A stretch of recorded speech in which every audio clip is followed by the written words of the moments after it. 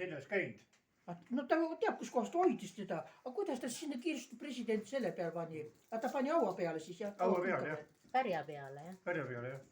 Aga iga ta tahtis Kirstu panna. Ärge halbu asju rääkida, jah. Aga ma teadis, kas see sama Tõnu Elva mees või? See ju rääkis seal. Tema alati räägib nii pikad ei ju ära kuulata. Tema on Tõnis Siim. Tõnis, jah, õige, jah, Tõnu. Siim on perekonnanimi. Aga see, kes selle särgiga mööda käis minust ja seda juttu rääkis, see ei olnud see mees.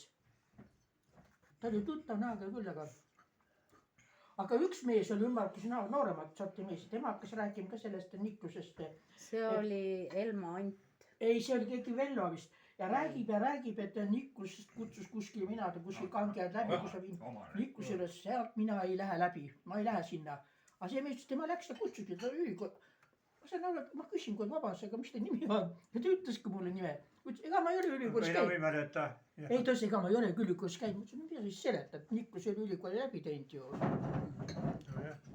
Aga mis te sellest arvate? Ta ütles ju niimoodi see mees, et rahva poole, et kõik nagu annetustel toel, paneksime selle midagi Niklusi nimega, mingi tahvel sinna ülikooli, sinna peahoonesse. Et seal, kus on see aula, teame kõiki. Aulas on seal vabadussõjas langenud inimeste nimed, seal on ju tahvel suur ja kaks.